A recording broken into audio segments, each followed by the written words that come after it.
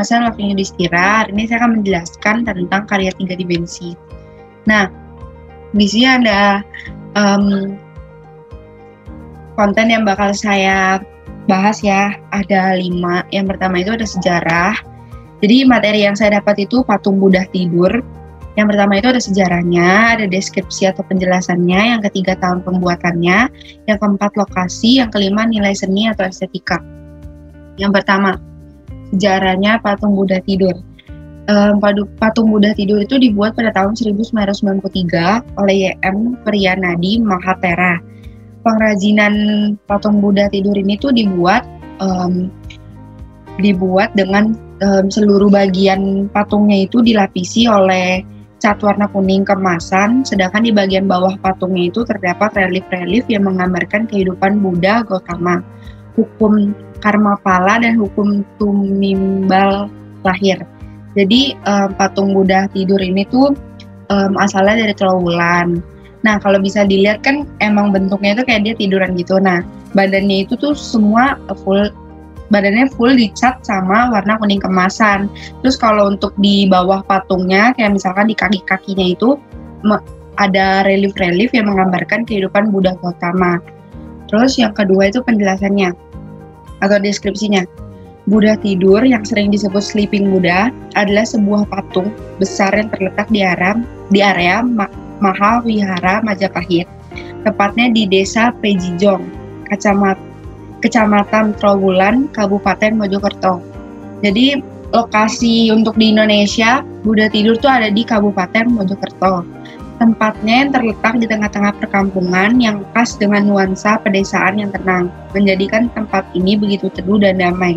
Jadi kan emang patung Buddha itu terletak di area Mahavihara. Nah, wihara itu kayak lebih baik terdapat di lokasi yang pedesaannya itu yang kayak tenang, yang kalau misalnya orang ke sana itu merasakan teduh dan damai. Terus berbicara tentang Buddha tidur, tentu tidak akan lepas dari yang namanya Mahavihara Majapahit, yakni salah satu tempat atau pusat ibadah untuk umat Buddha.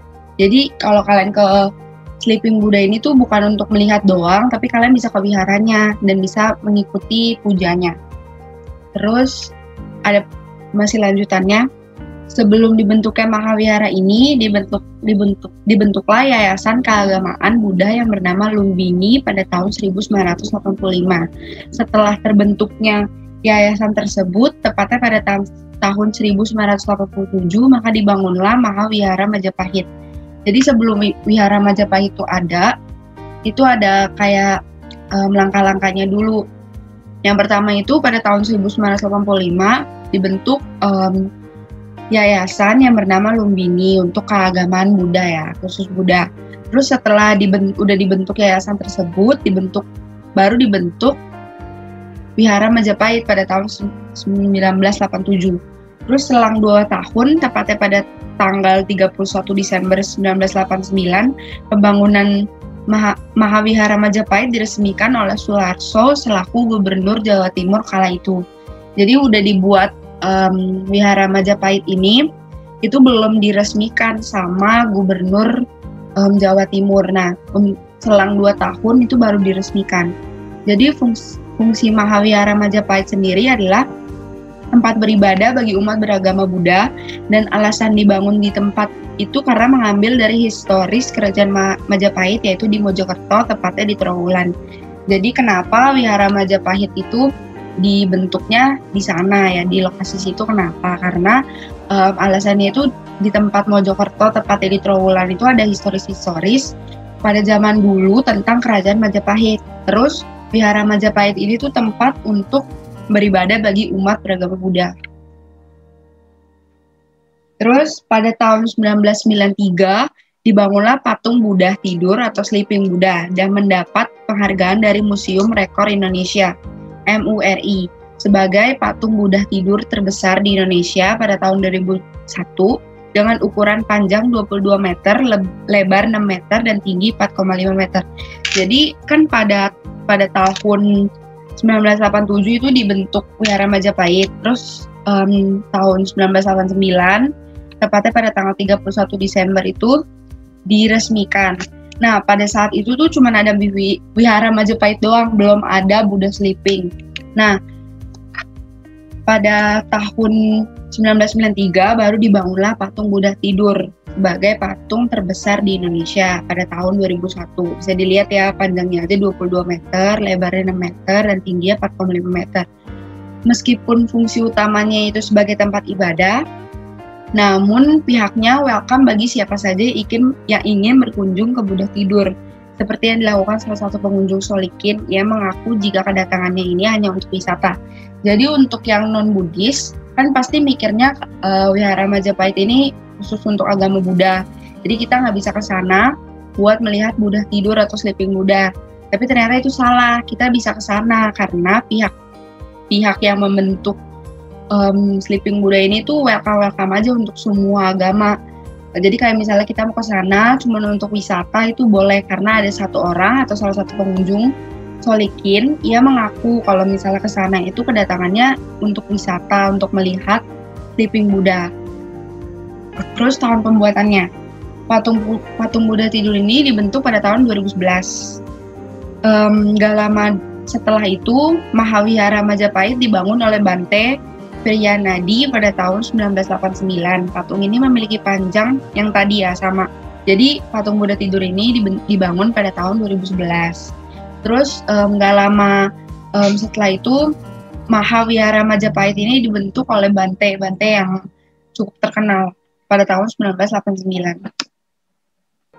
Lokasi Buddha Sleeping ini tuh di mana sih patung Buddha Tidur ini? Ada di Jalan Trowulan, Siti Inggil Bejijong, Trowulan dari arah bypass Mojokerto. Kalian bisa ambil jalur Mojokerto Jombang, lurus mengikuti jalur, dan ikuti penunjuk arah hingga sampai di desa Pejijong. Lokasinya emang berada di area perkampungan sehingga tidak banyak transport dari luar. Jadi kalau misalnya kita mau ke Mojokerto dan kayak misalkan kita mau cari lokasi patung Buddha Tidur, lebih baik kita cari melalui Google Maps atau melalui Google, karena lokasinya patung Buddha Tidur ini tuh ada di perkampungan, area perkampungan, jadi kayak gak banyak orang bisa ngelihat gitu. Kalau misalnya kalian ingin berwisata ke sana, lebih baik kalian cari di Google sebelum ke Mojokerto. Jadi kalau udah sampai Mojokerto tinggal ikutin aja jalannya. Terus ini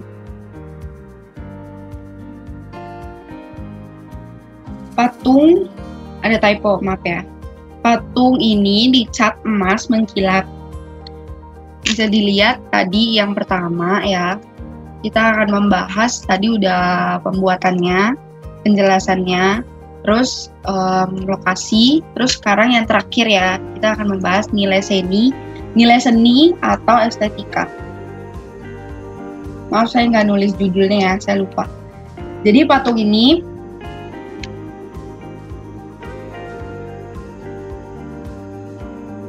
patung Buddha itu dicat emas mengkilat untuk menggambarkan wafatnya Siddhartha Gautama. Berlokasi di Jalan Raya Trowulan yang tadi ya. Jadi patung Buddha Tidur ini dibuka setiap hari sejak pukul 6 hingga 17. Jadi pukul 6 sampai 5 sore. Patung ini kan udah saya bilang di awal kalau patung ini dicat emas mengkilat semuanya, dan di bawah bagian bawah ini tuh ada relief-reliefnya. Nah, cat emas mengkilap ini tuh bukan cat doang, bukan cuman kayak dicat doang, enggak, tapi ada artinya, yaitu untuk menggambarkan wafatnya Siddhartha Gautama. Terus selain menikmati keindahan bangunan-bangunan yang ada di Wihara Majapahit tadi, patung ini juga dikelilingi kolam yang berisi ratusan ikan koi dan tumbuhan teratai yang dapat menarik perhatian Anda. Berbagai patung dan miniatur candi Borobudur juga terdapat di kawasan wisata ini. Jadi kalau kalian ke sana bukan cuman bisa ngeliat patung Buddha Tidur doang, tapi kalian bisa menikmati sekelilingnya. Kayak misalkan tadi ada kolam yang berisi ratusan ikan koi dan tumbuhan teratai. Terus berbagai patung dan miniatur candi Borobudur juga ada di sana. Ini salah, ini bukan sejarahnya, tapi ini seni masih sama ya, seni atau estetika. Nah, berbagai makanan dan aksesoris khas Buddha juga akan menyambut Anda di depan kompleks Mahavihara Majapahit ini. Anda tak diperbolehkan untuk menyentuh patung tersebut karena sekarang kawasan patung tidur tersebut dikelilingi oleh pagar besi untuk menjaga keaslian dan keindahannya. Jadi kalau kalian ke sana, mungkin kalian cuma bisa kayak ngelihat patung Buddha tidurnya doang, foto-foto, terus fotonya juga dari luar ya, karena sekarang kan udah dikelilingi pagar besi, jadi kalian nggak bisa kayak nyentuh gitu, itu nggak boleh, karena kan mana tahu kayak tangan kalian kotor, nah kalian nyentuh itu bisa buat patung Budanya jadi kotor juga kan. Untuk menjaga keaslian dan keindahannya itu, ya kalian nggak boleh sentuh-sentuh, jadi foto melalui pagar besi aja. Terus di sana juga ada makanan dan aksesoris khas Buddha. Jadi kalau kalian baru mau masuk ke Wihara Majapahitnya, itu kalian bakal disambut sama makanan dan aksesoris khas Buddha. Lokasi wisata ini dulunya tak mengenakan biaya apapun untuk dapat menikmati keindahannya. Namun untuk menunjang kelestarian wilayah tersebut, kini pemerintah Mojokerto mengenakan tarif masuk sebesar Rp3.000 untuk dewasa, Rp2.000 untuk anak-anak, sedangkan untuk parkir kendaraannya Anda hanya dibanderol Rp2.000 untuk roda 2 dan Rp5.000 untuk mobil. Menurut saya harga kayak gini masih fine-fine aja ya. Kayak kalau kalian ke sana mau ngelihat keindahan patungnya itu, kalian cuma bayar Rp3.000 atau Rp2.000. Ditambah parkir lagi, palingan kalian cuma bayar Rp8.000 gitu kan. Itu kan murah ya. Kayak nggak terlalu mahal juga untuk melihat keindahan yang ada di Wihara Majapahit. Kalau misalnya saya belum pernah ke Mojokerto ya ngelihat patung Buddha tidur ini. Tapi saya pernah pergi yang bukan di Indonesia, di Thailand. Saya pernah pergi dan ngelihat patung Buddha tidur. Agak mirip, bukan mirip, mungkin maybe sama ya, sama kayak yang ada di Indonesia. Sama kayak posisinya dia tuh tiduran dan ditutupi oleh pagar-pagar gitu. Nah, kalau saya ke sana itu saya bayar juga ya. Kalau di Thailand tuh saya bayar juga, tapi pasti di setiap tempat yang mengenai agama-agama itu pastinya kan ada larangan-larangannya. Saya juga yakin di Mojokerto yang di Indonesia ini pasti ada juga larangan-larangannya. Kalau saya yang pergi ke Thailand itu ada larangan-larangannya. Ke sana, misalnya saya waktu itu ke sana itu tidak boleh menggunakan pakaian-pakaian yang istilahnya kayak kekurangan bahan lah. Kayak misalkan kita ke sana harus pakai celana panjang, pakai sepatu gitu-gitu. Nah, untuk orang-orang yang pakai celana pendek, baju yang kayak crop top masih kelihatan perutnya itu tuh dikasih kayak kayak suatu baju yang ketutup gitu, jadi mereka pakai di atasnya. Jadi nggak boleh pakai pakaian yang terbuka ke sana. Nah, kalau di Indonesia, saya juga yakin pasti ada kayak gitu ya. Jadi saran saya kalau misalkan mau pergi yang ke tempat seperti ini, apalagi yang ada wiharanya untuk orang beribadah kan. Jadi lebih baik tuh kita menggunakan pakaian yang sopan. Terus ke sana juga kita menghargai umat Buddha. Jangan sampai mereka lagi berdoa dan kita mengganggu, atau mereka lagi beribadah kita mengganggu gitu. Dan Buddha sleeping ini kan pasti udah dibuatnya kayak dengan susah payah dan lama gitu ya. Jangan sampai kita ke sana mau tujuannya ingin berwisata tapi kita malah merusak lingkungan yang ada di sana, itu jangan. Jadi menurut saya kita ke sana jaga lingkungan, menghargai umat Buddha juga, dan ya udah menikmati keindahan-keindahan yang ada di sana. Nah, udah itu saja penjelasan dari saya mengenai patung Buddha tidur. Maaf kalau penjelasannya agak kurang jelas atau bagaimana. Maaf kalau ada salah kata. Saya minta maaf. Terima kasih udah dengerin presentasi saya, udah memperhatikan presentasi saya. Terima kasih. Namo Buddhaya.